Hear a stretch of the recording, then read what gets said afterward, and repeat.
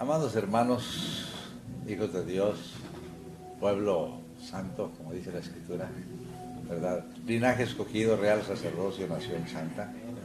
Queremos saludarles y decirles que es una lección más del tema de liberación y guerra espiritual. Y estamos terminando justamente con las llamadas armas del Espíritu. Y hoy quiero tocar el tema de la alabanza. Yo le he llamado la caballería de Dios. ¿Me das una Biblia que la mía está por aquí? ¿Sí? La caballería de Dios. Hace rato precisamente platicaba con mi querido José Luis Hernández, o también con Gabriel Lecea Garay, y dice: si corriste con los de a pie y te cansaron, ¿cómo contenderás con los de a caballo? Y si en la tierra de paz estabas quieto, ¿qué harás cuando se desborde el río Jordán? Entonces tenemos que entrenarnos como ¿qué? Como soldados de Dios en todo el sistema, ¿qué diríamos? Estratégico, y en todos los, ¿qué diríamos? Cosas que el Señor nos ha proporcionado para ¿qué diríamos? Ser soldados efectivos en esto. Quiero aclararles, nos quedaron pendientes algunas cosas que tenemos en la sangre de Cristo y se los vamos a pasar, si se quiere, en su momento a través de la red, escritas, porque nos quedamos como a la mitad, ¿verdad? Algo así. Sí, como en el 19, ¿no? Sí, entonces nos faltan poquito menos de la mitad. Pero a lo que quiero llegar es a esto, porque simple y sencillamente la alabanza es uno de los, ¿qué diríamos? Herramientas o no, armas más importantes en la obra de Dios, especialmente en la guerra espiritual. Yo quiero leerles un pasaje bíblico que se encuentra en Amós 9 del 11 al 12, en Hechos 15 del 16 al 18 y Zacarías 10 del 3 al 4. Vamos a poner mucha atención en esto porque es una enseñanza para mí muy profunda, que no es tan simple leerla y decir, ya me lo sé. Más que nada porque a la hora de que alguien nos hable de este tema y alguien los enseñó, va a decir, eso ya lo sé y no vengo, o en su defecto no solo eso, sino a mí me lo enseñaron de otra manera. Si me pueden dar un vaso, una botella de agua, por favor, sí. Y disculpen, ando un poquito afectado de las vías respiratorias. Entonces, vamos a leer Amós 9, del 11 al 12. Amós 9, del 11 al 12. Dice así: en aquel día yo levantaré el tabernáculo caído de David, y cerraré sus portillos, y levantaré sus ruinas, y lo edificaré como en el tiempo pasado, para que aquellos sobre los cuales es invocado mi nombre posean el resto de Edom y a todas las naciones, dice Jehová que hace esto. Hasta aquí. Ese mismo pasaje lo repite Jacobo, uno de los hermanos de Jesús, en el capítulo 15 del libro de los Hechos, versículos 16 al 18. En el famoso llamado primer concilio, el concilio de Jerusalén, en la que toda la iglesia tuvo que juntarse para,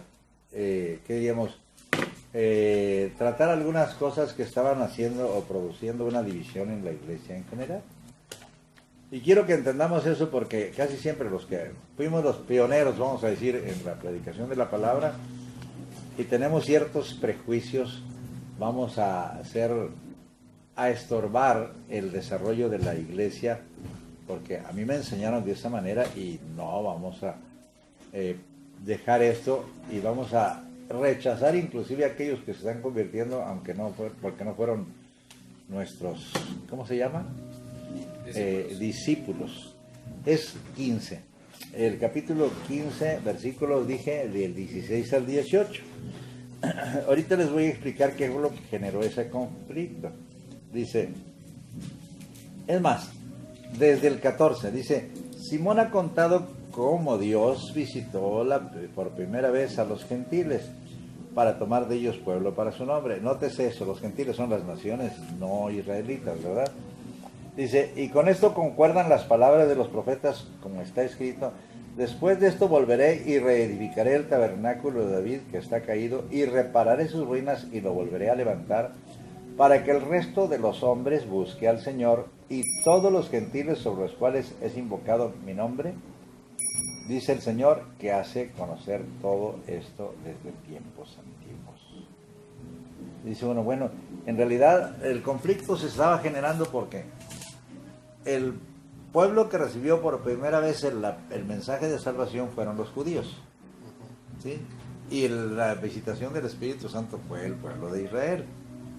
Entonces, sin embargo, ellos habían sido educados en la ley de Moisés. Todos ellos estaban circuncidados y por lo tanto no se mezclaban con los incircuncisos, que eran los gentiles.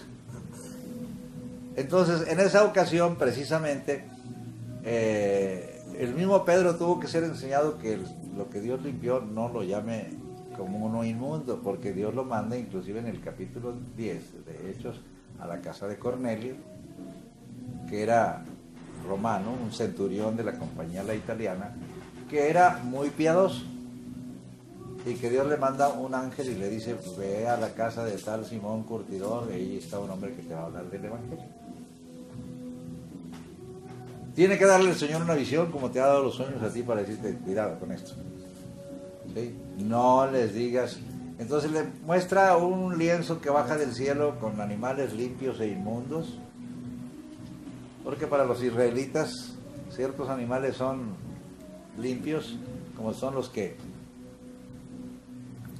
rumian y tienen pezuña hendida, es decir, ¿cómo se llama? Comen hierba, ¿verdad? Pero la rumian y luego no voy a hablar del proceso de lo que es rumiar.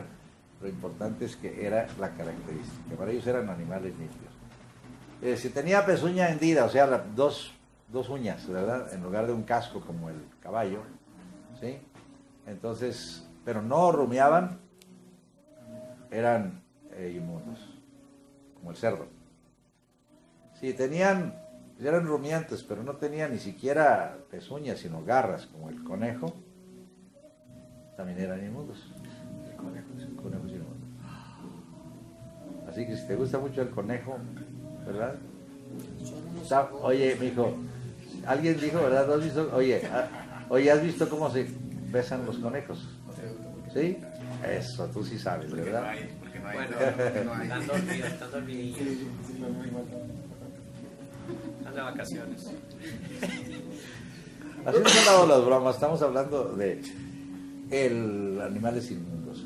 También había muy estricta la ley en cuanto a los cuadrúpedos, en cuanto a las aves y en cuanto a los peces. Los peces tenían que tener aletas y escamas. Y las aves rapaces, como el águila, como el halcón, como el quebrantahuesos, todos eran inmundos para el Señor. Sí. Y claro, los ofidios, los reptiles, todos eran inmundos. Pero el asunto es que se convierten a Cristo de los gentiles y comen de todo.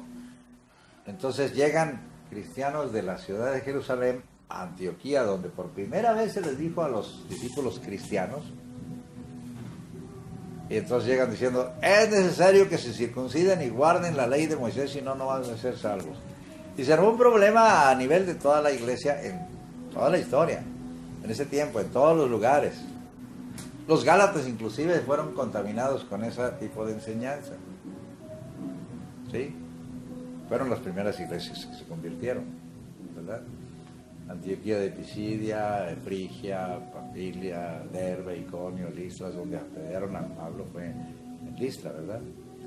Pero menciono esto porque ellos luchaban mucho con la unidad de la iglesia y no se podía tener porque nosotros los metodistas tenemos la razón y ustedes están mal. Los judíos no querían a los gentiles. Por eso tiene que el Señor mostrarle a Pedro que lo que el Señor va a limpiar, tú no lo puedes llamar inmundo. ¿Sí? Y entonces Él le predica por primera vez a los gentiles, en este caso los romanos, y cae el Espíritu Santo. Así que Pedro no puede ponerles peros porque se van a bautizar. Dice, ¿puede alguno impedir el bautismo en agua a estos al que el Señor mismo ya bautizó con el Espíritu Santo? Entonces entran los gentiles al reino. Pero en Antioquía, que es por primera vez, porque casi todos los apóstoles empezaron a predicar, aunque eran dispersados por partes, iban solo con los judíos. El mismo Pablo, que era el hombre más encarnizado contra los cristianos, porque él era de una tendencia judaizante tremenda, ¿verdad? Llega a la hora de convertirse, ¿sí? No entender todavía muchas cosas, y él entraba solo a las sinagogas. Pero como había sido perseguidor de las iglesias cristianas de tendencia judía, lo rechazaban, porque les daba miedo. Entonces él y Bernabé se van a predicarle a los gentiles, especialmente en Antioquía, capítulo 13 de los Hechos, y dice que por primera vez fueron llamados cristianos los discípulos en Antioquía. De ahí el Señor los llama al apostolado, a él y a Bernabé, y es cuando viajan a Derbe, Iconio, Listra, las iglesias que mencioné. Pero no se trata de darles historia de la iglesia, lo interesante es que la iglesia estaba dividida por eso. Pero entonces cuando hay ese llamado concilio de Jerusalén, empiezan los cristianos de Antioquía, junto con junto con Pedro y, bueno, sí, con todos los demás que venían, Pablo, llegan a Jerusalén para discutir el asunto, y obviamente los cristianos de Antioquía pues tenían su posición, mientras los cristianos de Judea, de Jerusalén, tienen la suya. Perdón. Termina diciendo Jacobo, salomónicamente, mira, los que se conviertan de los gentiles no deben ser inquietados, solamente que se abstengan de 4 cosas: de ahogado, de sangre, de sacrificado a los ídolos y de fornicación. Todo lo demás pueden seguir comiendo lo que a ustedes les gusta comer. Así que si te gusta la cochinita pibil, no hay problema. Si te gusta el lechoncito asado, pues el menudo es de alemán limpio. Es el estómago de la res. No sé si ustedes saben que los reses tienen 4 estómagos, ¿verdad? Nada más 4 estómagos, por eso son rumiantes. De gluten el alimento, luego lo regresan y lo mastican de nuevo, lo pasan al segundo estómago. ¿Sí? Por eso dice panza, porque es panza, libro, bonete y cuajar, las 4 estómagos de la res. No estoy hablándoles solo de esto porque sí, ellos mastican bien, luego vuelven a pasarlo a otra parte donde también sigue habiendo la acción de los jugos gástricos, ¿verdad? Etcétera, ¿verdad? Lo interesante del caso es que los cerdos no, los cerdos comen lo que se les atraviesa, ¿verdad? Por eso cuando el Señor dice no dé lo santo a los perros, es que sencillamente ellos no aprecian lo que sea muy especial. No son necesariamente herbívoros, son omnívoros. Comen de todo, inclusive inmundicias con excremento. Entonces la situación era pesada en la iglesia de Cristo en aquel tiempo. Pero entonces cuando ¿cómo se llama? Jacob dice, está escrito que el Señor iba a restaurar el tabernáculo de David que estaba caído, iba a reparar sus ruinas y lo volvería a levantar. Eso nos lleva a una cosa del Antiguo Testamento, que es el tabernáculo de David, porque el hecho de que los gentiles sean aceptados en el reino pues lo menciona Amós, como lo acabamos de leer, y lo repite Jacobo, el hermano de Jesús, en Jerusalén, como lo acabamos de leer también. Pero ¿qué es el tabernáculo de David? Y ahí les va la historia. Y les voy a contar una historia todavía más añeja, porque yo también estaba en pañales en ese asunto. Hace muchos años surgieron muchos grupos musicales. Fue un auge de que, porque en las iglesias cristianas también tenía su sistema, y en todo caso había coros, por cierto, muy bellos.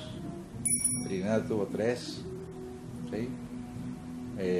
Y ensayábamos y teníamos 4 voces, ¿verdad?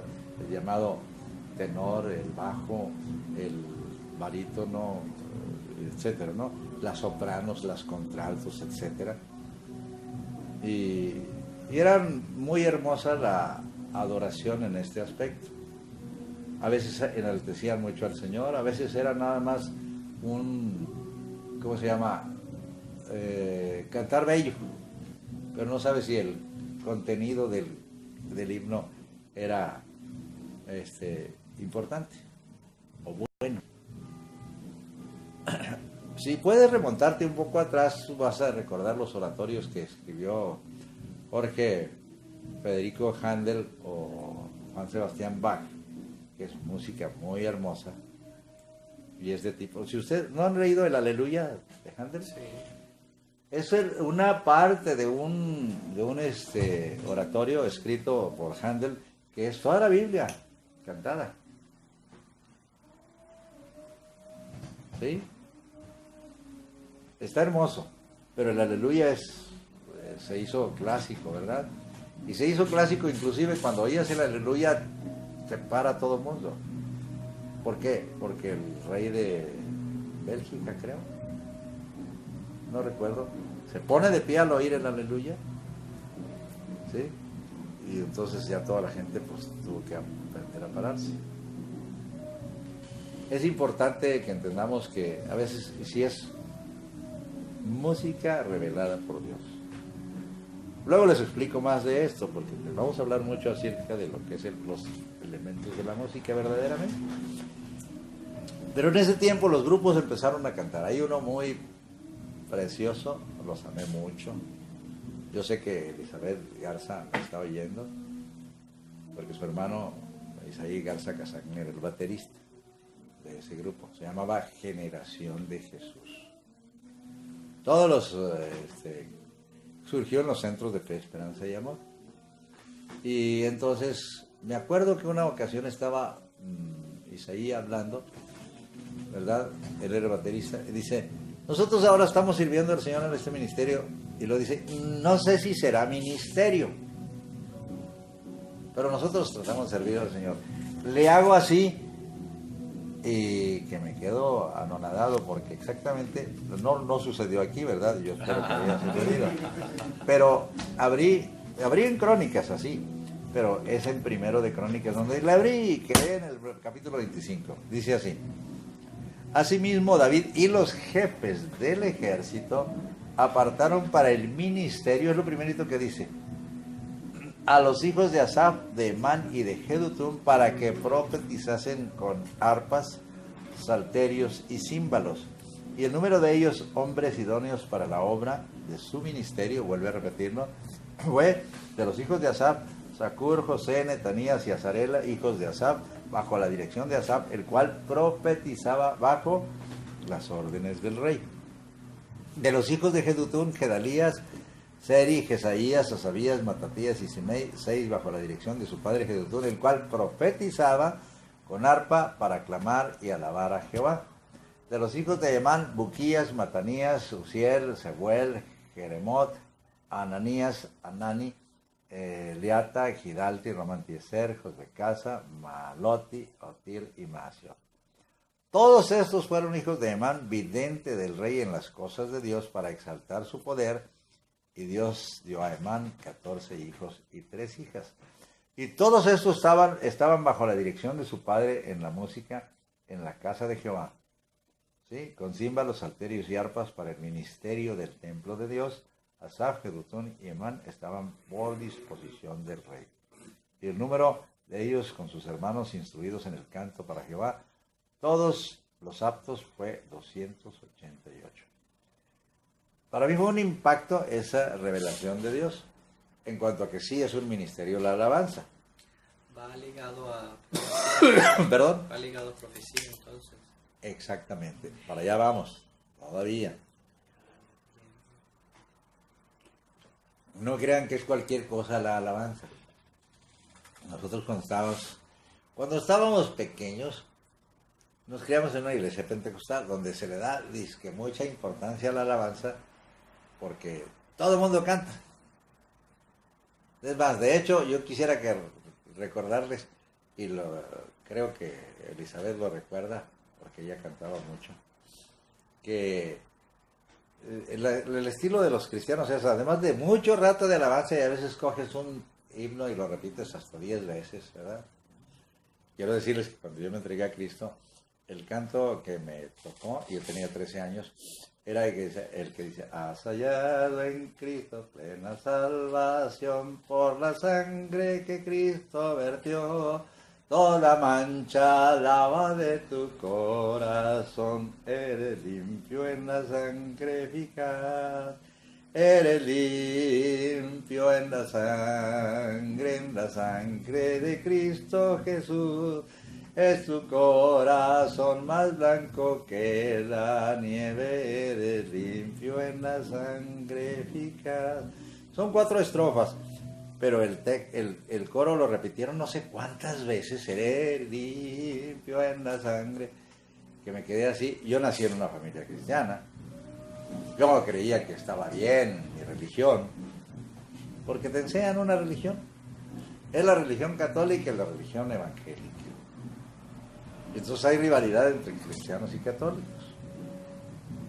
Pero el que seas una persona nacida en Cristo, en una familia cristiana, no te hace cristiano.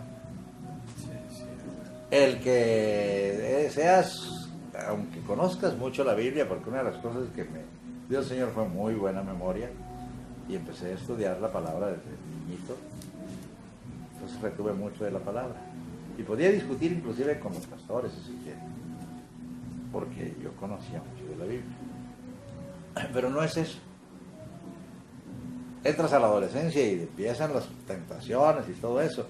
Y una de las cosas que sucedió es que cuando ya estaba poniéndome rebelde, me dijo mi mamá, vamos aquí a la iglesia, una iglesia pentecostal recién construida allí cerca. Había conferencia en la iglesia, una convención, donde había de todas las iglesias. Entonces el culto se cimbraba, ¿verdad? Y yo le dije, no tengo ganas. Es que mira, que dicen que está muy bonito, no tengo ganas. Y que me amenaza mi mamá. Si no vas a la iglesia, no te voy a volver a dejar ir al cine. Bueno, sí, por la buena, sí. Enojado, echando chispas, ¿verdad? Y en esa noche el Señor me tocó. Porque me estaban predicando si era yo limpio por la sangre de Cristo, que ya hablamos la semana pasada de ello. Me quedé allí. Después yo quería estar en el culto de oración, en el culto de los jóvenes, en el culto de las mujeres, en el culto de los varones, en el culto en todos los 7 días de la semana yo estaba metido en la iglesia. Ahí uno conocía a la hermana Consuelo Casagne de Garza, que les digo que fue para mí mi madre espiritual. Pero menciono esto porque como quiera estábamos ensayados al estilo pentecostal.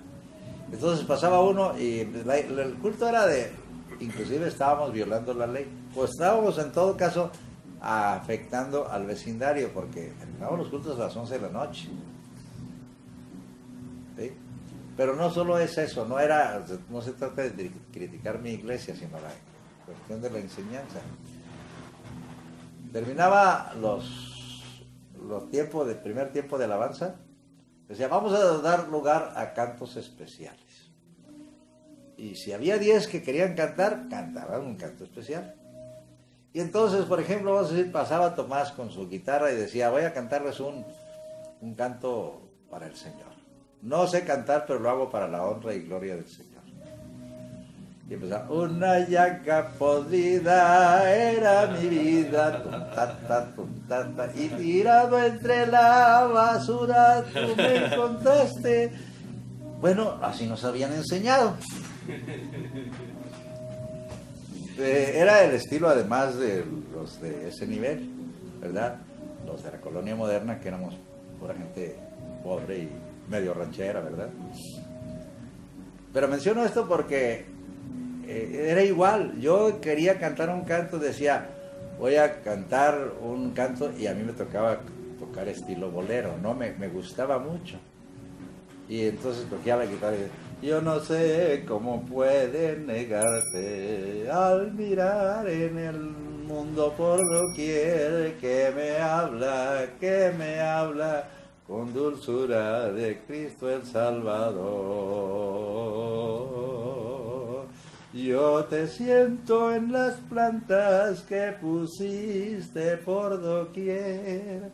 Yo te siento en el aire que respiro y que da vida. Yo te siento en el alma que me dice para amarte. Yo te siento en la Biblia que me habla de tu amor. Con mi estilo, ¿verdad? Estilo bolero. Y pasaban otros con otro estilo, ¿verdad? Ahora, menciono esto porque así fuimos educados. Y siempre que trataba yo de cantar un himno especial, tocaba bolero. O sea, muchos boleros cristianos. Sí, los puedo tocar aquí. Pero no lo voy a hacer porque no es una clase de canto. Es historia de cómo fuimos educados. ¿Sí? Claro, vas a la iglesia metodista y allí tienen el órgano, y allí no entran guitarras y no entran ningún instrumento de percusión en la época en que yo estaba, cuando yo llego a la iglesia metodista. Ahí es coros, no hay himnos especiales, punto. Yo estaba educado a cantar un especial, tengo un himno para Dios, ¿sí? Y a cual más, todos hasta desentonados, porque pues no éramos educados.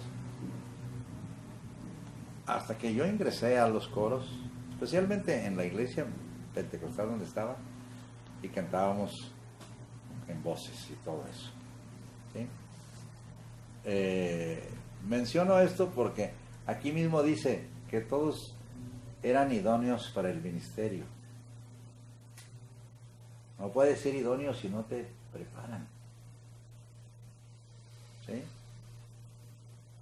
Ahora, yo quiero que entendamos esto. Pasa el tiempo y los grupos crecen y se desarrollan. Y surge Generación de Jesús, La Tierra Prometida, y surge cantantes, inclusive con tríos también, como el trío Asaf, el cuarteto Emán, y así empiezan grupos pequeños.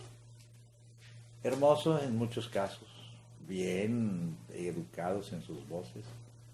Había un cuarteto que se llamaba el Cuarteto Heraldos del Rey, que era de la Iglesia Adventista del Séptimo Día, que por cierto le dan mucha importancia a la música a los adventistas, y tienen coros bastante grandes. Bueno, menciono todo esto porque todavía yo no entendía los principios de la adoración. Pasan los años y nosotros pues oíamos cada quien su grupo, teníamos nuestros discos en ese tiempo, discos de long play, ¿verdad? De este vuelo, ¿no? De esos de 33 revoluciones por minuto, los más chicos de 75 me parece, de acetato, ¿verdad? Y empezaron a surgir muchas grabaciones del pueblo de Dios, ¿sí? Y yo me deleitaba oyendo la música. Se me olvidaba una cosa, que la música no es para nosotros, es para Dios. Ahora, no quiero criticar a los hermanos, así nos enseñaron, y así queríamos adorar a Dios. Tratábamos de darle al Señor lo que a nosotros se nos decía lo mejor. Pasan muchos años, y un día llega aquí un norteamericano llamado Marvin Byers, hablar sobre el tabernáculo de David. Se me hizo bien preciosa la enseñanza, pero la enseñanza tiene su base en el hecho de que el tabernáculo de David fue una tienda que él le puso en el monte Sión, donde metió el arca del pacto, que hace días que hablábamos sobre el asunto de Elí, de Ofni y Fines, ¿te acuerdan? Ayer, más bien. Elí, el sacerdote, que sus hijos eran unos bribones, y mueren en la batalla y capturan el arca del pacto y los filisteos se quedan con ella. Los tumores y todo. Y Dios los azota con la pura presencia del arca allí. El propio ídolo Dagón, donde metieron el arca, primero se cae y lo levantan y al día siguiente se le fractura la cabeza y los brazos. ¿Por qué? Porque era la presencia de Dios la que estaba allí. Creo que la presencia de Dios en un lugar malo trae juicio. Los de Asdod, que es donde metieron el arca, la trasladan a Ascalón y pasa lo mismo. Es más, empieza a herir el Señor a los príncipes de los filisteos con tumores y con una plaga de ratones. ¿Sí? Y luego la mandan a Ecrón igual, y a Gaza, y luego a Gat. 5 ciudades de los filisteos estaban asoladas por la presencia del arca allí. Entonces dice, no puede ser, esto no es normal, vamos a regresárselas, porque el Dios de esto es un Dios muy celoso, muy bien. Entonces la ponen en un carro nuevo. Sí. Es que se van. Sí. Y dice, si se va por el camino de Bet-Semes, es señal de que no era casual. Si se va por otro camino, es una situación casual, pero si se va por el camino de Bet-Semes, es señal de que el Dios de los israelitas nos está pegando, ¿no? Y vamos a mandarles una ofrenda.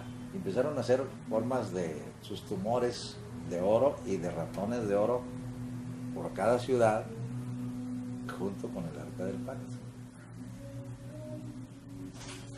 Y llegan a Bet-Semes, y ese es otro de los detalles también. Los de Bet-Semes, que eran del pueblo de Israel, ¿sí? Se les ocurre asomarse que había en el arca del pacto y mueren miles en Bet-Semes. Porque era intocable el arca del pacto, ni los israelitas podían verla. Cuando el arca del pacto la utilizaron, la hicieron, la metieron en el lugar santísimo, ¿sí? Y en el lugar donde estaba el arca del pacto, estaba a oscuras, ¿sí? Y en todo caso estaba un velo. Entonces el sumo sacerdote entraba ante el arca del pacto una sola vez al año, el día de la expiación. Y muy santificado. Tenía que estar muy limpio y todo, porque si no entraba y se moría allí. El asunto nada más que nada es que el arca del pacto simplemente era la presencia manifiesta de Dios. Luego lo explicaremos cuando hablemos sobre el tabernáculo de Moisés, en detalle cada cosa que representa los elementos del arca del pacto. Pero lo interesante es que ni los sacerdotes, nomás el sumo sacerdote la veía una vez al año. Cuando iban a desarmar el tabernáculo, porque era una tienda, una carpa, ¿sí? De hecho, algunas traducciones dicen la carpa sagrada.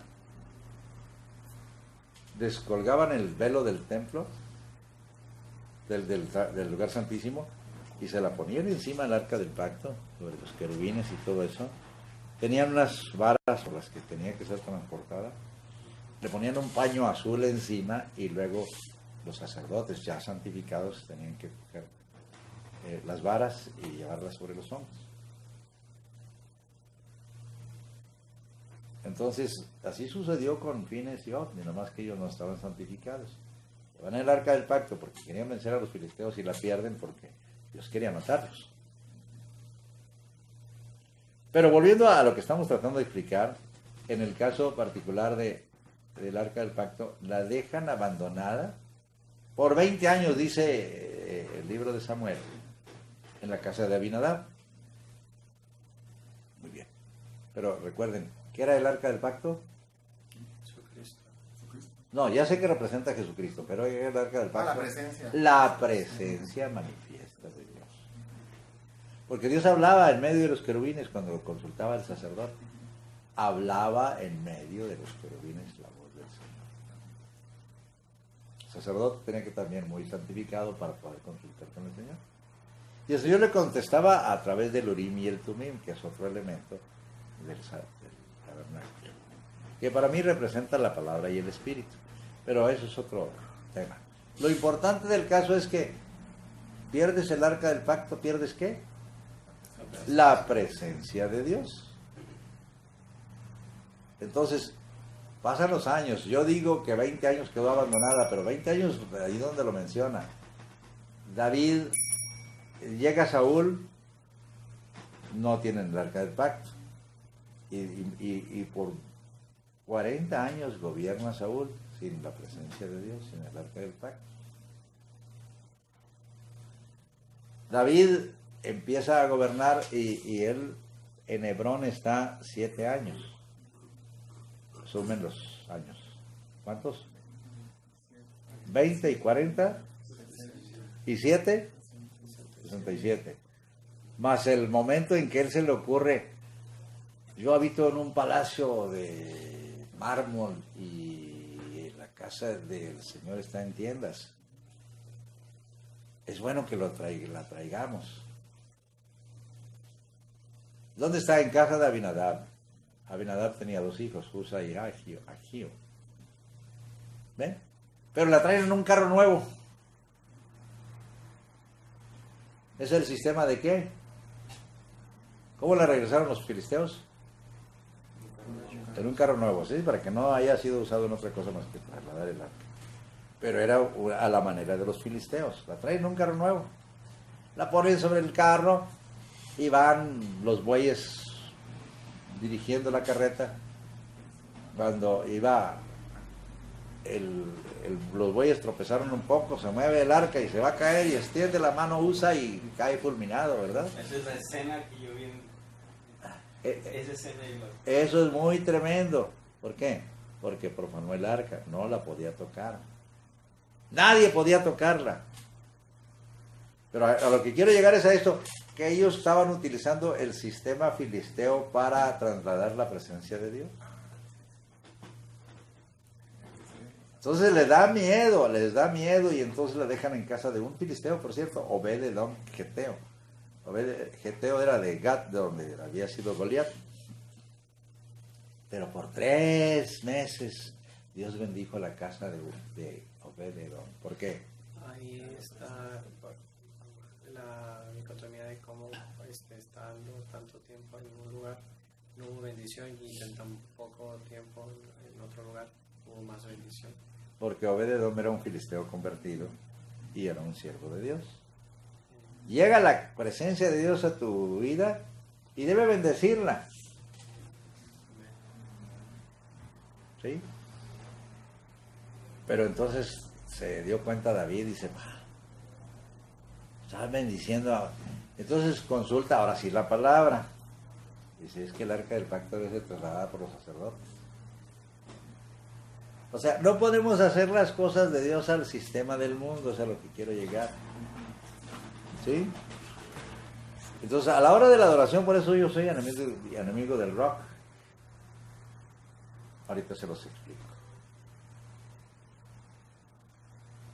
Entonces, llega el momento en que el arca del pacto, ahora sí la traen los sacerdotes. Y entonces David venía, pero haciendo lo que hacíamos los pentecostales, saltando y girando y cantando y danzando. ¿Por qué?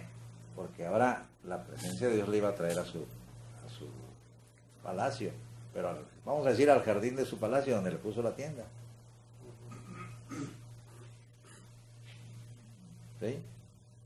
Cuando yo entendí esto, me di cuenta, le dije, realmente no hemos estado dándole al Señor lo que Él merece, sino queremos inclusive utilizar la música para atraer a los jóvenes o a los que sea, y tenemos que usar cualquier tipo de música que es la que les gusta a ellos. Música vallenata, estás con la guacharaca y chaca, chaca, chaca, ¿verdad? Música para la raza de acá de los niveles de rock, ¿verdad? A pesar de que los grupos rockeros están muy contaminados en muchas cosas. Pero ahorita vamos a seguir hablando de eso. Muchos son satánicos. ¿Eh? Muchos son satánicos, de hecho. Bueno, ahora, bueno, pronto nosotros cogíamos de la música ranchera, como la llaga podrida, o música de boleros, porque me gustaba, como los Panchos y los Diamantes, porque es una música que me gustaba mucho. Inclusive me gustaba tocar en un trío con un requinto y todo eso. ¿Sí? Pues yo lo que aprendí es lo que a mí y me gustaba, pero insisto, la alabanza no es para que me guste a mí. Pasa el tiempo. Inclusive antes cuando yo estaba, porque yo rechacé el rock desde sus inicios. ¿Por qué no me pasaba? Porque yo creo Dios no quería que yo me aficionara al rock. Yo estaba en secundaria, imagínense, eso era de 60 años, cuando surgió el rock and roll, 50 y tantos. Eso bien como ahora nacía. como el reggaetón. Ándale como decir los últimos estilos, ¿verdad? Pero me acuerdo que no me pasaba para nada. Y pues era lo de los estudiantes de secundaria, rock and roll. Después aprendí que rock and roll es la forma coloquial de decir fornicar. Mesete y rueda. Por eso digo, no puedo decir que hay rock cristiano porque sería como decir fornicación cristiana.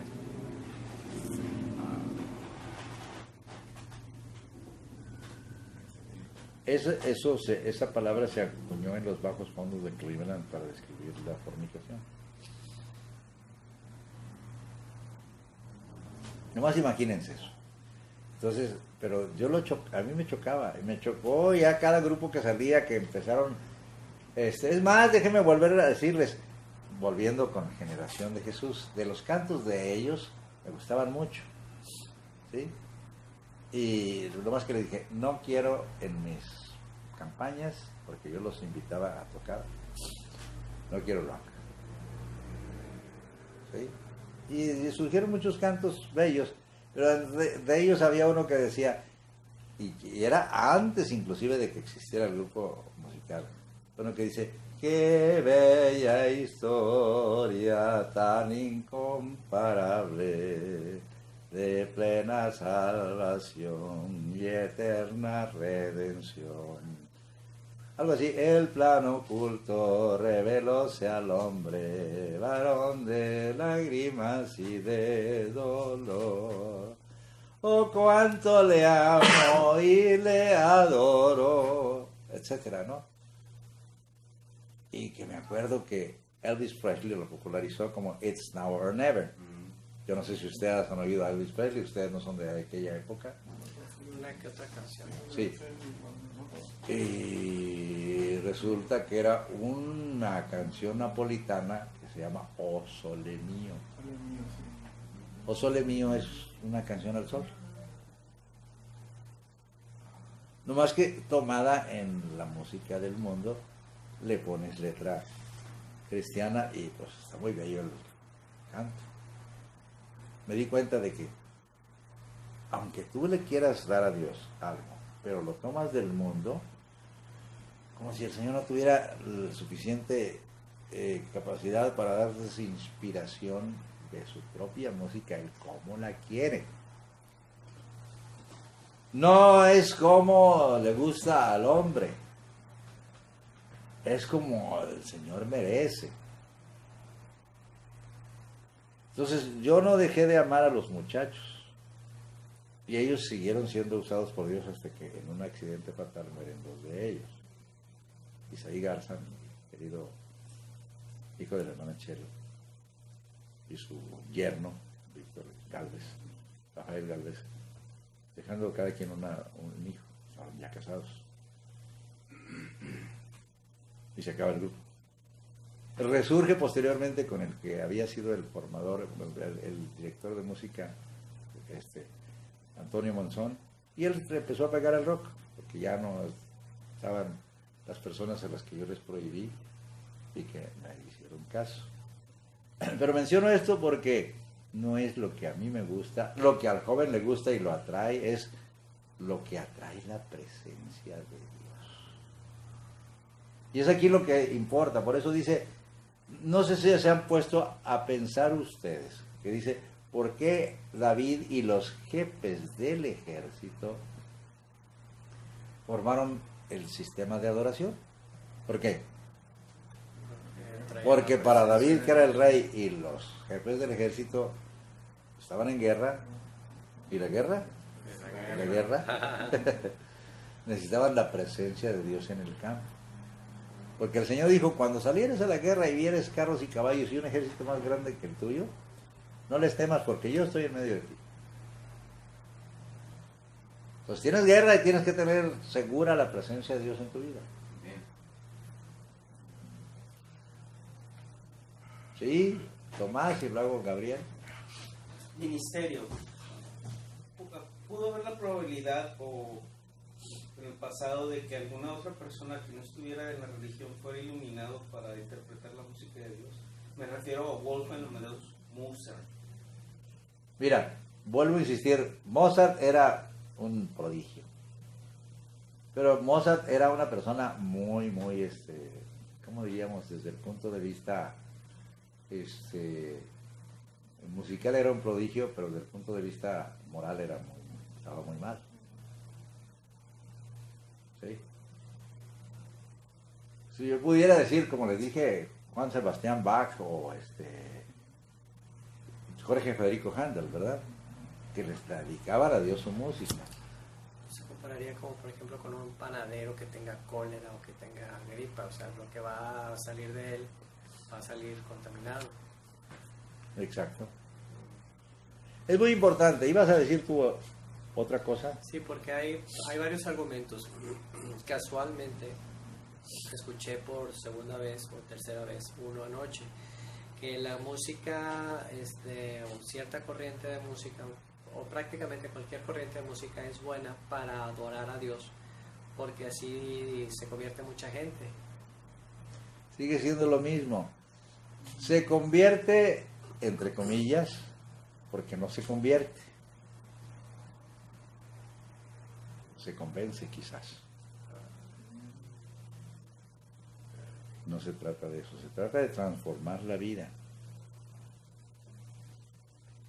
Sí, Eduardo.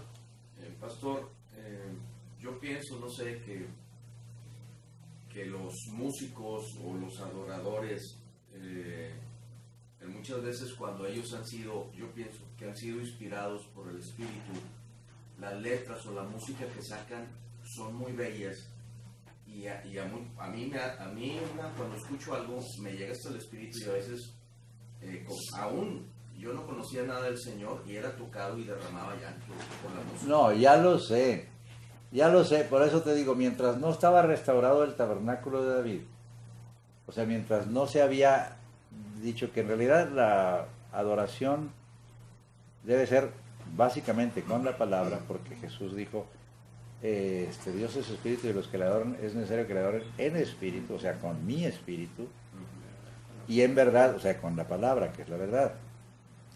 Pues el Señor puede, ¿cómo se llama? No inspirar. El Señor puede utilizar a una de esas personas porque tienen buena intención. No saben más. Miren, el ejército de salvación que surgió de la iglesia metodista, porque la iglesia metodista es madre de muchas denominaciones, entre ellas del movimiento de santidad en la iglesia del Nazareno, del movimiento del evangelio social en el ejército de salvación y de la iglesia pentecostal, ¿sí? Y el derramamiento del Espíritu Santo. Todos surgieron de la iglesia metodista cuando la iglesia metodista se mundanalizó y se fueron separando, buscando a Dios, y Dios les va revelando parte de las cosas que había que restaurar en la iglesia. El evangelio para los pobres a través del ejército de salvación. El evangelio de santidad, a través de Juan Wesley, y de ahora la Iglesia del Nazareno. El Evangelio de poder con los pentecostales. Todo eso está bien. El bautismo en agua a través de los bautistas, aunque no tengan la misma enseñanza pentecostal. Todo eso es bíblico. El detalle es que yo me quede aferrado a mi punto que en ese momento Dios me dio. Y que yo rechace lo nuevo que trajo el Señor, porque a mí no me lo enseñaron así. Ahorita les digo algunas experiencias, pero por lo pronto... Pero, por ejemplo, aquí es diferente, componer algo por inspiración divina y otra cosa es adaptar un ritmo, adaptar algo que tiene el mundo para cristianizarlo. Eso son cosas distintas. Eso es lo que estoy tratando de hacer que entendamos. Mira, mi abuelo materno que peleó en la revolución al lado de los federales, de los pelones, ¿verdad? Sí. Me acuerdo que era un hombre de armas tomar. Él quedó cojo por una ametralladora que casi le desprende la pierna. Simplemente ya lo dan de baja. Se casa con mi abuela materna, pero quería saber nada de Cristo. Era hombre de machete y de...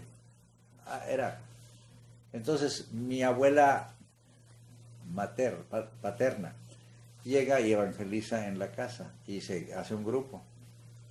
Pero mi abuelo que iba a importarle, ¿verdad?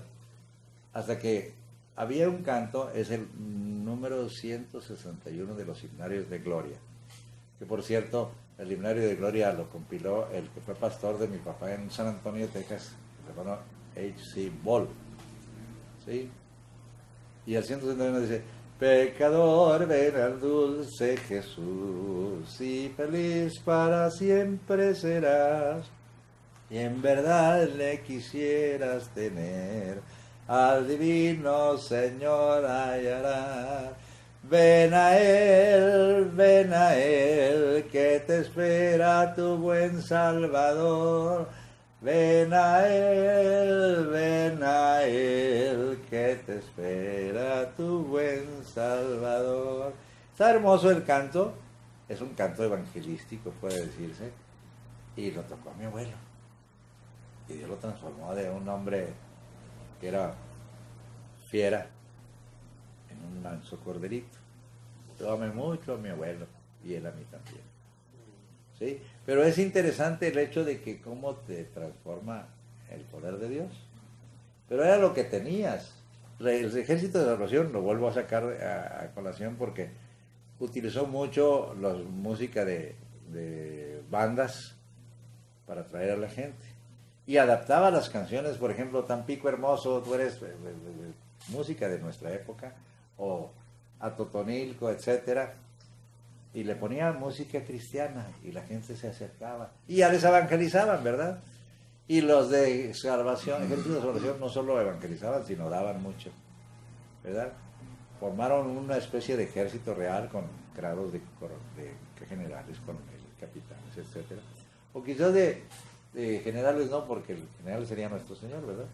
Pero lo cierto es que ganaron mucha gente con el evangelio social. Tienen sus comedores, tienen sus dormitorios y atienden mucha gente.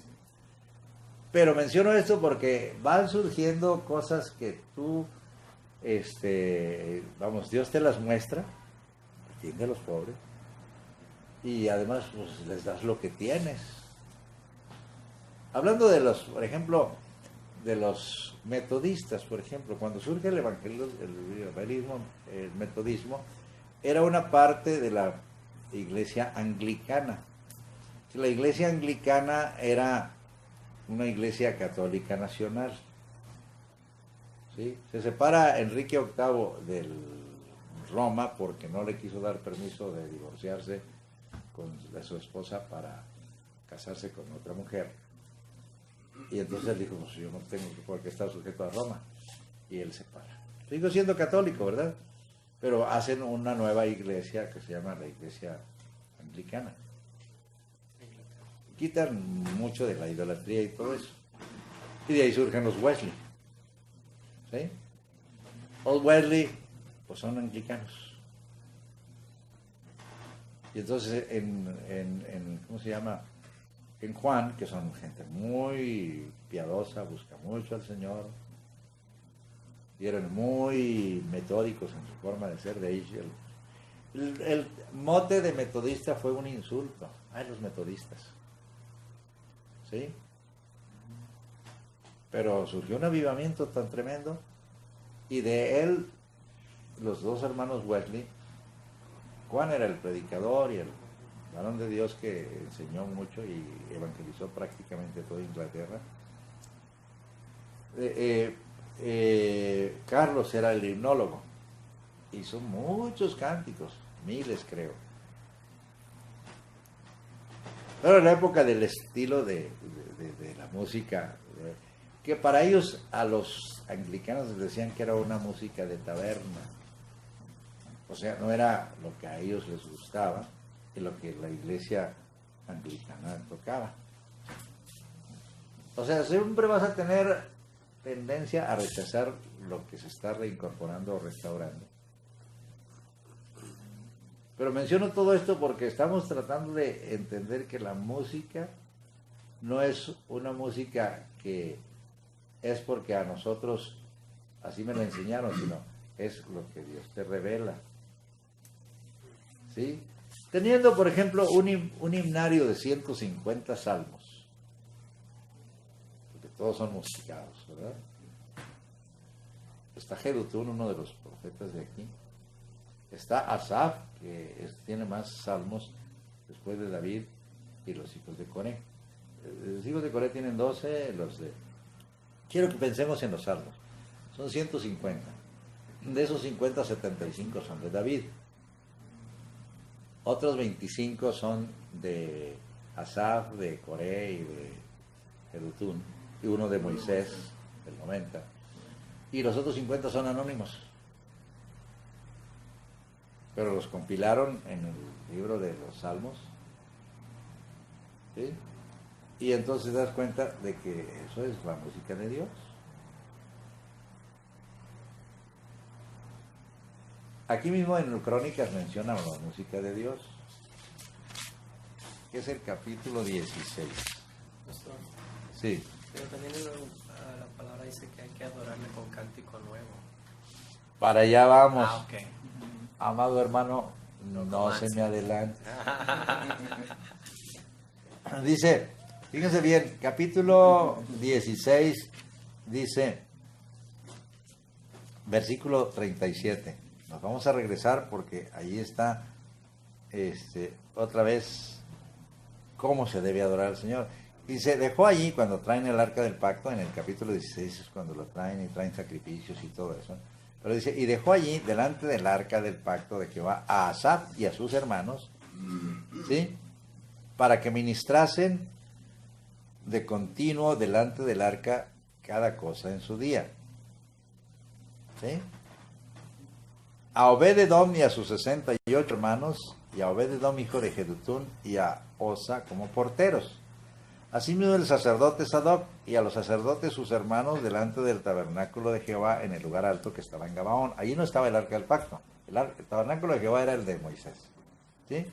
Para que sacrificasen continuamente a mañana y tarde holocaustos a Jehová en el altar del holocausto, conforme a todo lo que está escrito en la ley de Jehová que él prescribió a Israel. ¿Sí? Así decía cómo debía hacerse en los sacrificios, ¿verdad? En Levítico los puedes leer. Dice, y con ellos a Emán, a Jedutún y a los otros escogidos declarados por sus nombres. Es otro de los detalles que es importante entender. Yo no puedo decir, yo siento que debo tocar porque eso es lo mío. No, si no te dijo el Señor, Asaf, Emán, Jedutún, no podemos nomás decir, es que yo quiero, a mí me gusta. Pues por tu gusto, por llamamiento. Dice, para glorificar a Jehová, porque es eterna su misericordia. Con ellos a Emán y a Jedutún con trompetas y címbalos. Aquí vamos a ver que son los instrumentos que se deben tocar. Para los que tocaban, y con otros instrumentos, ¿de qué? Música de Dios. Música de Dios. y a los hijos de Jedutún para porteros. Y todo el pueblo se fue cada uno a su casa y David se volvió para bendecir su casa. ¿Sí? Y hace Dios pacto con David. Es importante que entendamos esto porque si no, nosotros creemos que a lo que nos enseñaron es lo bueno, es lo bonito y a lo que estás enseñando tú está mal. Hace muchos años me acuerdo que llega un hermano de Tabasco, yo estuve predicando en Tabasco hace más de 40 años, en Tabasco, en Comalcalco. Y me mandan un hermano de allá que venía huyendo de no sé qué. Y lo explodí en mi casa. Y me acuerdo que me dice, lo invité a una enseñanza que iba a dar en una iglesia del Evangelio Cuadrangular, que es de corte pentecostal. Tengo muy buena relación con los hermanos de la iglesia Cuadrangular. De hecho, Ramón Tamés y su familia vienen de la iglesia Cuadrangular. Y amo mucho a los hermanos de la iglesia Cuadrangular, que fue formada por una mujer llamada Inés Sample McPherson. ¿Sí? Pero lo importante no es eso, sino el hecho de que Dios, ¿verdad?, está, ¿cómo diríamos?, restaurando cosas. Y entonces yo hablé sobre los 7 bautismos del cristiano. Son 7, no nomás 2. Ya se los enseñé, ¿verdad? ¿O todavía no? Los predicó aquí. En varios domingos. Ya les alcanzaron, ustedes alcanzaron todavía la enseñanza de los 7 bautismos. Yo no llegué. Bueno, un día se los enseño. Lo interesante del caso es que después de que terminé y todo documentado con la palabra, ¿verdad? El bautismo en la muerte, el bautismo en el cuerpo, el bautismo en la sangre, el bautismo en el nombre, etcétera. Ya íbamos de regreso a la casa y me dice, eso que usted enseñó no está bien. ¿Por qué? Digo, porque eso no es lo que me enseñaron a mí. Pues yo no tengo la culpa. Es todo lo que le dije. No iba a ponerme a discutir con él, no, a enseñar. Y estaban los hermanos de la Cuadrangular impactados. ¿Por qué revelación de Dios? O sea, no me importa qué le haya enseñado a usted. ¿Qué le reveló el Señor en su palabra? Entonces dejé los boleros. No dejo de oírlos y cantarlos, pero no puedo decir que es parte de la adoración congregacional. Voy a seguir explicando. No quiero que malentiendan, pero tiene que ser música de Dios. Aún en la época de los estilos X o Z que hay, ¿verdad? Yo les puedo decir que es música de Dios. Muy bien, y entendiendo esto, nosotros, yo quisiera que el Mesías, dijimos, ¿qué? ¿El Mesías de quién? De Jorge Federico Händel. ¿Sí? ¿Es música de Dios? Sí. ¿Exalta mucho a Dios? Sí. ¿Es la palabra? Sí. Y era de la época en que pues, se cantaban conciertos completos, ¿verdad? De cierta música. También quiero decir, por ejemplo, en Navidad cantamos mucho lo que tiene que ver con el nacimiento de Cristo. Y aunque muchos han estado, ¿cómo diríamos?, satanizando mucho de la época de la Navidad porque es que se practica eran las Saturnalias el 25 de diciembre y en esas épocas que era el culto al sol realmente y decimos nos estamos copiando del mundo. Lo cierto es que lo interesante es que en esa época también se adora a Dios, se adora a Jesús sobre todo, se recuerda su nacimiento, ¿sí?, y se le rinde adoración al Señor. Entonces me acuerdo que hace tiempo a un hombre, no recuerdo su nombre, pero le encargaron que hablara y escribiera un canto especial para el día de Navidad. Y entonces se acuerda de la letra, la escribe. Entonces no se le viene nada de la música, nada. Pues tenía la letra, la palabra, ¿verdad? Lo que Dios le había inspirado. Y era sobre Belén. ¿Sí? el lugar donde nace Jesús. Estaba tan, ¿cómo diríamos? Preocupado que no duermen toda la noche, ¿no? O se va a dormir y no tiene nada y tiene que ser para la mañana siguiente el canto. Cuando sueña la música. Y más o menos va así. Oh, aldehuela de Belén, afortunada tú, porque en tus campos brilla hoy la sempiterna luz. El Hijo el deseado con santa expectación, por cada pueblo, cada hogar en ti Belén nació. Y está muy más largo, ¿verdad? Pero está hermoso, ¿no? Y dice uno, tiene que venir de Dios. No tiene que ser lo que a mí se me ocurrió. ¿Sí? Entonces, como dice aquí, música de Dios. Y con los instrumentos, que además Dios...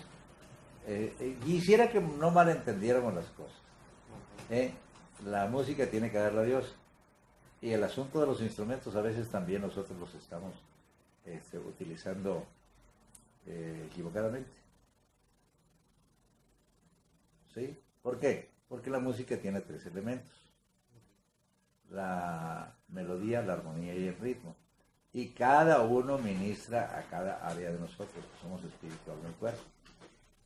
Entonces, si la melodía debe ministrarle al espíritu, la armonía al alma, el ritmo va a ministrarle ¿qué? Al cuerpo. ¿A qué le están ministrando los que tocan rock? Al cuerpo. El ritmo lo hacen hacer principal, lo hacen resaltar más que cualquier otra cosa, porque tú quieres ¿qué? Motivar a las personas en su cuerpo. Entonces no hay necesidad de atraer a la gente con música porque Dios se encarga de eso, ¿no? Sí, dice por ahí un hermano, el hermano Marvin Baez, de quien aprendí todo esto, o buena parte de esto. Dice, dale a Dios lo que Él, o sea, no le des a los jóvenes lo que ellos quieren, dale a Dios lo que Él merece y los hambrientos vienen solos. Los hambrientos del Señor van a venir solos, independiente de si les están dando lo que a ellos les gusta. ¿Sí?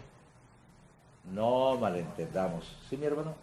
Pastor, ahí pudiéramos decir que es lo mismo cuando se siente o se declara y se dice que una predicación salió del pastor con el Espíritu y llegó a los oyentes con el Espíritu y fue una predicación muy ungida. ¿Sería lo mismo con la alabanza? Bueno, qué bueno que mencionas eso de que aquí importa mucho la unción, porque quisiera que aún la evangelización es de espíritu a espíritu, no de mente a mente. Por eso les decía hace rato, el que convence a los demás, porque cabe mucho de la palabra, pero no tiene la unción, está hablando a la mente del otro. Y lo puedes convencer, pero no se va a convertir. Porque mi espíritu ungido por el Espíritu de Dios debe tocar el espíritu tuyo, Amén. o el de José Luis, o el de Tomás, o el de Eduardo, o el de Pepe, o el de Héctor, o el de hermanas que aman a Dios o que buscan a Dios. Los toca tu espíritu a la hora de hablar, no estás tú convenciéndolos con tus argumentos. ¿Sí? Miren, déjame contarles, ya que menciona esto, hermano. Hace muchos años se acerca una hermana mía en la carne y me dice, oye, ¿cómo puedes explicarme eso que dice, como todas las cosas que pertenecen a la divina piedad nos han dado por su divino poder, por aquel que nos ha llamado por su gloria y la excelencia, de manera que llegamos a ser participantes de la naturaleza divina? Y luego dice, mostrando pues, etcétera, dice, añadir a vuestra fe virtud, y a la virtud ciencia, a la ciencia templanza, y a la templanza paciencia, a la paciencia el temor de Dios, y al temor de Dios amor fraternal. Es Pedro, es la carta de Pedro. ¿Está eso como para un recién convertido? ni de chiste, ¿verdad? Bueno, la hermana de Gabriel, mi cuñado, que es la que estaba oyéndome, se entregó a Cristo, porque era Dios el que le estaba hablando. Me quedé yo así como que, como Isabel se llama. Pues yo no le traté de explicar a ella si estaba contestándole a mi hermana. El Espíritu la tocó con la palabra que yo estaba dando y se entrega a Cristo. Pasa otra cosa al revés. Hace tiempo, y me acuerdo que evangelicé una familia que precisamente la hermana Chelo había evangelizado a la mamá, la hermana Rosita, que ya murió, y Marta Robledo, que trajo a la hermana Herminia que viene los miércoles, ¿verdad? Y estábamos yo dándoles la palabra. Ellos, cuando los fui a bautizar, tanto a la hermana Rosita como a Marta, llevaban invitada a una prima de Marta, la hermana Socorro. Y me llamó la atención el hecho de que pues ellos estaban viendo, ¿verdad? Y yo estaba hablando y enseñándoles qué era el bautismo y todo. Ya sumerjo ¿cómo se llama? A Marta y a la hermana Rosita. Y ya cuando terminamos, dije, si alguno quiere, de una vez, si quiera ahorita recibir a Jesús o bautizarse de una vez, dice la hermana Socorro, yo. Estaba de observadora. Desde entonces se entregó a Cristo. Entre ellos estaba un jovencito, 9 años. Es ingeniero, ya se casó hace muchos años. Pero como que también empezó a enseñarle a la mamá, obviamente. O Martita, o no sé quién. Lo interesante es que llega el momento en que me dice, fíjese que en la familia de Chuy, se llama Víctor de Jesús Blanco, dice, hay un joven que se llama Pedro, le dicen Perico, que quiere saber de las cosas de Dios. Y dije, pues qué bueno. Voy a evangelizarlo. Está jovencito, un adolescente. Muy bien. Y estaba un señor ahí, ya grande, llamado Bartolo, oyendo. Y por más que estuve tratando de ganarme a Perico, Perico dijo, otra ocasión. Y dijo el señor, fue hermano, yo, un anciano. El Espíritu estaba tocando el corazón del anciano y el otro, yo estaba tratando de hablarle a la mente de Perico. Y Perico, pues nunca dijo, esta boca es mía, a pesar de que los pericos hablan, ¿verdad? La idea es esta, que es el Espíritu Santo el que debe tocar tu espíritu, no tu mente. Por eso mucho de nuestra forma de evangelizar es estéril, porque queremos convencer a las personas y no que las toque el Espíritu Santo para que se conviertan. Realmente, últimamente me he estado, ¿qué diríamos?, disponiendo para evangelizar a la gente. Y yo quisiera hacer un grupo de puros principiantes. No crean que los quiero menospreciar, ¿verdad? Porque también son principiantes. Pero estoy hablando de los recién desempacados, los que estaba diciendo ayer a los hermanos, acabo de procrearlos, acabo de engendrarlos, de darlos a luz y tengo que amamantarlos, ¿verdad? Entonces, las ovejas son las que se reproducen, ¿verdad? El pastor no pare ovejas, pero como oveja ya parió ovejas, ¿verdad? Y tengo que alimentarlas. Entonces, tengo varios, uno que acaba de entregarse a Cristo se llama Fernando González Salas. Sí. Otra de ellas es esta mujercita que nos hace el aseo, Luz del Carmen Salas, Zamudio. Otro que está recién desempacado es Miguel Ángel Reina Martínez. Otro que acaba de llegar, ese no lo evangelizo yo, pero está muy nuevecito, Armando Domínguez. O sea, hay muchos que estamos en pañales y necesitamos que nos den mental. ¿Sí? Pero quisiera que tratáramos de entender eso. Tanto la música como la predicación debe estar ungida para que sea el espíritu el que toque al espíritu del otro. Si yo quiero normalmente evangelizar y tocar la mente del otro, pero esa mente no está transformada.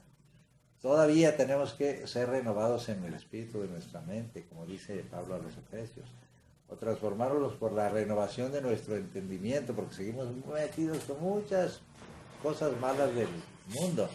El problema de Miguel estudió muchas cosas, como tú también, en cierto nivel de ocultismo, y pues oye, no dejan de bloquearte y de estorbarte, y de, si no te sacas toda esa basura y le metes solo lo divino, pues te van a estar molestando. ¿Sí? Quieres razonar y quieres hacer razonar al otro, pero no es más que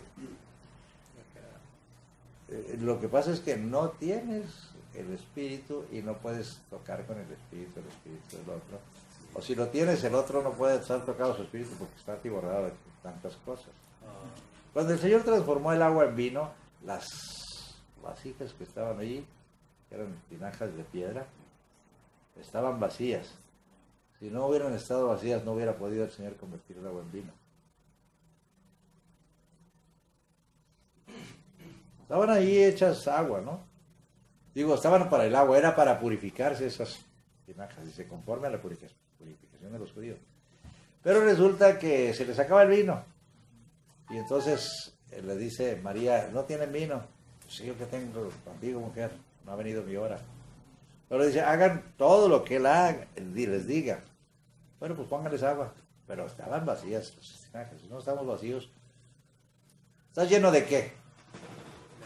De filosofía, está lleno de sus propios conceptos, de muchas cosas, pues hay que sacarla y luego lavar lo que hay ahí para poder echar agua limpia. O sea, hay que desaprender para aprender bien. Exactamente. ¿Por qué crees que Moisés tuvo que tardarse 40 años para liberar a Israel? Había aprendido 40 años la filosofía de los egipcios.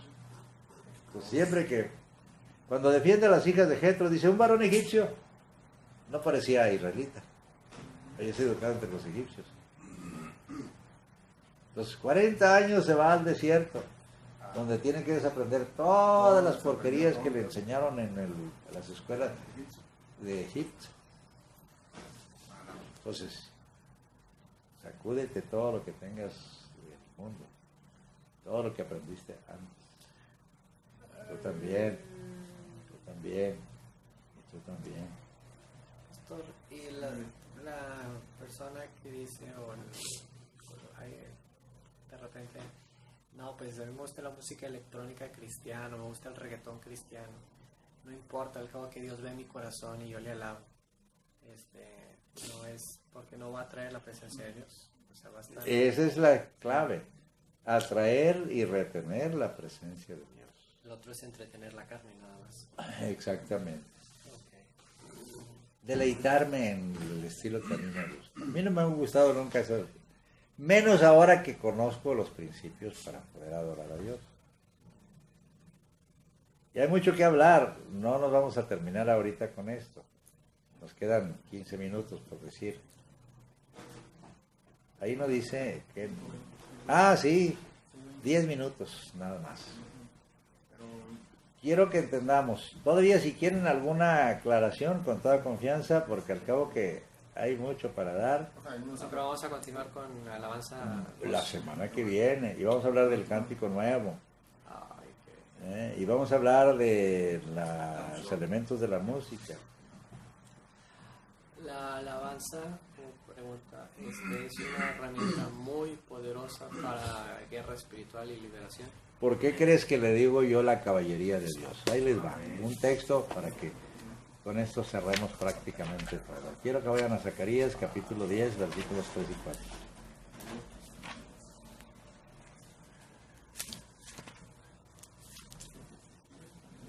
Es muy importante que entendamos esto. La palabra Judá significa alabanza. ¿Sí? Si tú analizas un poquito cómo el Señor conformó los ejércitos, el primer ejército era el de Judá, el que rompía la marcha. Y después los otros campamentos, Efraín, Efraín, Dan y Rubén. ¿Sí? Pero el que empezaba la marcha era Judá. Entonces no te extrañe que empecemos siempre el culto con adoración, con alabanza. Quiero cambiarles un poquito el entendimiento con respecto a los conceptos de alabanza y adoración. Pero ahorita lo importante es que entendamos este principio. Dice capítulo 10, empieza en el versículo, desde el 1, iba a mostrarles del 3 al 4, pero dice, pedid a Jehová lluvia en la estación tardía, Jehová hará relámpagos y os dará lluvia abundante y hierba verde en el campo a cada uno. Son varias cosas. Número 1, cuando hablamos de la lluvia, en la estación tardía estamos hablando del derramamiento del Espíritu Santo. ¿Sí? Ya lo explicaré la semana que viene. ¿Sí? Y luego dice Jehová hará relámpagos. ¿Habla de qué? Del poder de Dios. Y luego cuando habla de lluvia abundante, habla tanto de la palabra como del Espíritu. Se los voy a explicar en detalle la semana que viene. Y obviamente hierba verde en el campo es ¿para qué? Para que te alimentes. Porque los terafines han dado vanos oráculos y los adivinos han visto mentira, han hablado sueños vanos y vano es su consuelo, por lo cual el pueblo vaga como ovejas y sufre porque no tienen pastor. No sería las iglesias ahorita así, como ovejas sin pastor, porque no les enseñan lo que tienen que enseñarle. Y claro, ellos no son adivinos, pero vienen muchas cosas de la época de los adivinos en que ustedes se metieron y los se metieron. Y entonces, ¿quién les va a quitar toda esa inmundicia de la mente? Creo que ya les conté el caso de una ancianita que fue el medio que se convirtiera toda la familia de mi cuñada, que es la esposa de mi hermano José. Siempre, a pesar de que se entregó a Cristo, siguió viendo curanderos. Porque no le han enseñado que eso es abominable al Señor. Ya está con el Señor, pero quedó mucha influencia equivocada allí. ¿Sí? Pero ya en sus lechos de muerte. ¿Siguió haciendo qué, pastor? Viendo curanderos, hechiceros y todo eso. Cuando digo decirlo, esto está mal. Pero entonces dice en el capítulo 3, versículo 3, contra los pastores se ha encendido mi enojo y castigaré a los jefes. La versión antigua dice a los machos de cabrío. Machos de cabrío eran los ¿qué? Los sementales del rebaño. Y los que iban adelante con el cencerro, ¿verdad? Eran los líderes. O sea, voy a castigar a los pastores y a los líderes. ¿Eh? No sé cómo les llamarán, machos alfa o macho menos, ¿verdad? Porque la verdad es que no estamos hablando más que del rebaño. ¿Quién lo dirige? Si yo me preparo a los líderes van a hacer lo mismo. Que yo soy, si soy persona que se entiende de la palabra y de que la gente tenga el bautismo en el Espíritu Santo y de que empiecen a recibir los dones del Espíritu para que busquen también ser formados en ellos, que sean formados en ellos la imagen de Cristo y que tengan el fruto del Espíritu, entonces no estoy entendiendo qué es el verdadero evangelio. ¿Sí? Entonces, contra los pastores estoy enojado, dice el Señor, y voy a castigar a sus líderes. Dice, pero Jehová de los ejércitos visitará su rebaño, la casa de Judá. La casa de alabanza. ¿Y qué? Y los pondrá como su caballo de honor en la guerra. La alabanza es muy, muy importante para la guerra. ¿Por qué? Porque atrae y retiene la presencia de Dios. ¿Sí? Entonces, al momento de hacer una liberación, ¿vamos ya bien con mucha alabanza o alabamos antes o cómo? No, tienes que ser un verdadero Todos los días, adorador. todos Y los si días. puedes cantar ahí en ese momento, pero no necesariamente eso. Tú vas a darle la palabra de autoridad y los demonios tienen que irse. Pero si tú adoras al Señor en tu vida íntima, personal, has ungido. Y el enemigo tiene que recibir la autoridad ungida con que el Señor te puso. ¿Qué, mijo? Se puede decir eso, pastor, no, que si tú empiezas a agarrar el hábito de la adoración, así como la adoración, la palabra y todo eso, estás motivando al Espíritu que te llene y que te unja, ¿no? Claro. ¿Por qué creen? Ahorita lo leemos el texto, está en Efesios 5, 18 y 19, pero por lo pronto quiero que acaben esto. De él saldrá, o sea, de la casa de alabanza, la piedra angular, de él saldrá la clavija, de él el arco de guerra y de él también todo apremiador. O sea, es el que está motivando ¿qué diríamos? Encabezando al ejército, ¿verdad? Tenemos que sacar. Dice, y será como valientes que en la batalla huellan al enemigo en el lodo de las calles y pelearán porque Jehová estará con ellos. Y los que cabalgan en caballos serán avergonzados. Porque yo fortaleceré la casa de Judá, o sea, la casa de alabanza, y guardaré la casa de José, y los haré volver, porque de ellos tendré piedad, y serán como si no los hubiera desechado, porque yo soy Jehová, su Dios, y los oiré. Amén. No entendemos la palabra, y por eso, no, a mí no me importa, yo voy a agarrarlo. Ahora entiendo después de haberlo practicado, porque ahora todo tiene sentido. Pero sí, no lo sabía.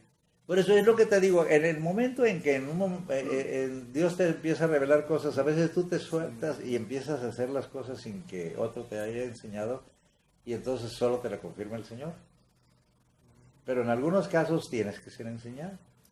O sea, la alabanza y la adoración no es solo para agradarle, sino también para la batalla, para la guerra, para la presencia, Exacto. para la unción, para... ¡Ay!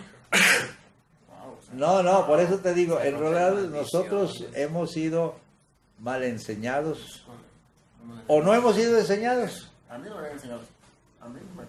No, pues sí, a nadie. Aquí creo que el único que enseña esto soy yo. Y no quiero decir que yo nomás en todo el mundo. El hermano Marvin Byers, el varón de Dios, que les digo que yo aprendí de esto, fue de mucha bendición al abrirme el entendimiento con respecto a lo que es la verdadera adoración. ¿Sí? La verdadera adoración. Y volviendo a la unción que hablabas, dice por eso el apóstol Pablo a los Efesios, capítulo 5, versículo 18, dice, y no os embriaguéis con vino en lo cual hay disolución. O sea, disolución es desenfreno. O sea, fuera de control. Sino antes sed llenos del Espíritu, hablando entre vosotros con salmos, con himnos y con cánticos espirituales, cantando y alabando al Señor en vuestros corazones. O sea, la presencia del Espíritu se logra, y la unción, por tres cosas. Por la imposición de las manos, por la oración, porque dice que el Espíritu Santo cayó cuando estaban todos perseverando unánimes en oración y ruego, en el capítulo 1 y 2 de los Hechos, o por la adoración. ¿Sí? Porque Dios es Espíritu y los que le adoran es necesario que le adoren en espíritu y en verdad. Sí. Tenemos un gran ejemplo, ¿no, pastor? Pudiéramos decir, el rey David, ¿no? Que muchos años de su vida fue un gran adorador y instrumento. Por eso, creo que el tipo especial de un verdadero adorador fue David. A él le adoraba al Señor en espíritu y en verdad. Por eso la unción estaba en él, hacía que huyeran los demonios. Por eso cuando el propio Saúl estaba endemoniado y lo atormentaba el demonio, pues traigan uno que sepa tocar. Pero obviamente que toque algo que ahuyente al demonio. Dice, yo conozco a un hombre que sabe tocar muy bien. ¿Sí? Un hijo de Isaí, que es valiente, vigoroso, hombre de guerra, por eso otra vez tiene que ver con la guerra. Prudente en sus palabras, de hermoso aspecto, y Dios está con él. Son 7 cosas, sabe tocar muy bien. Y es valiente, vigoroso, hombre de guerra, prudente en sus palabras, de hermoso aspecto, y Dios está con él.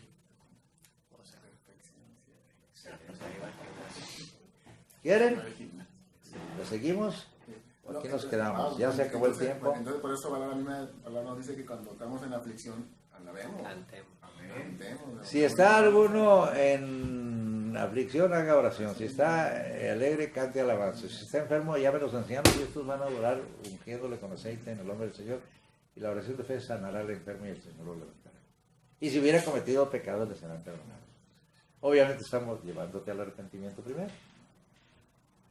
Entonces, ¿estamos entendiendo o estamos hablándoles en sánscrito?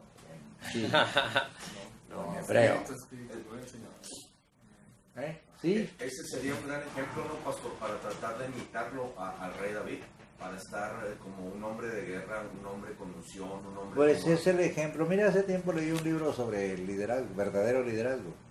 Y el líder en cuanto a la alabanza es David. Tendremos el líder en cuanto a la enseñanza, ¿quién? Moisés. No, Jesucristo. Es el Señor, Jesús. La enseñanza.